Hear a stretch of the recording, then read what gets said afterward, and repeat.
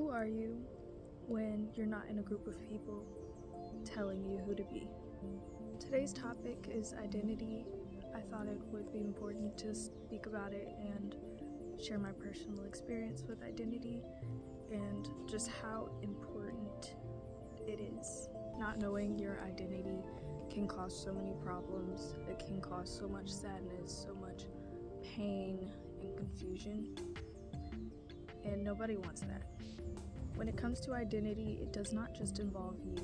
There is self-identity, and there is the identity that you have when you are in a space with people, with social activity. You have to ask yourself, does the identity you have when you're alone match up with the identity you have when you are around other people? And it doesn't necessarily mean that your identity in either of those two spaces is bad, but they need to align with each other. You don't need to be a completely different person. Staying true to yourself is very, very important, or you can lose yourself very fast. Are you speaking up for yourself when you don't want to do things? Are you defending yourself when someone does or says something you don't like? Those are all factors that are important in knowing your personal identity. I personally have gone through an identity crisis. I was hiding my own personal identity when I was going out places because I felt like it was too much, or I felt like it was too weird, and that's bad. You should not be hiding your character to appeal to other people. I personally found my identity through Christ. I think it's very important to have that foundation because you cannot know who you are unless you know your Creator. When you know your Creator and you talk to your Creator, there's no mistaking who you are and who you're supposed to be. And if you're not happy with your identity, I personally believe that Jesus is the only way that you can truly get to your authentic self and not feel like you're living a lie. If there's things that your friends are doing that you don't like, don't just follow along with it because you don't want to be seen as weird or off-putting or no fun. That's not necessarily true.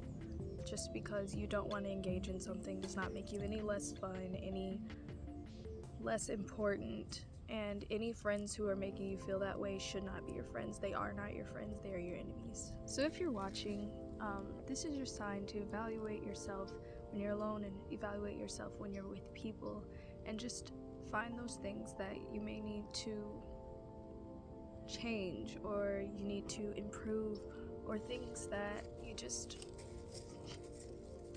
feel more comfortable. You would feel more comfortable in that space being real to yourself. Alone time is important. Sometimes you need to be alone, and you need to be comfortable being alone.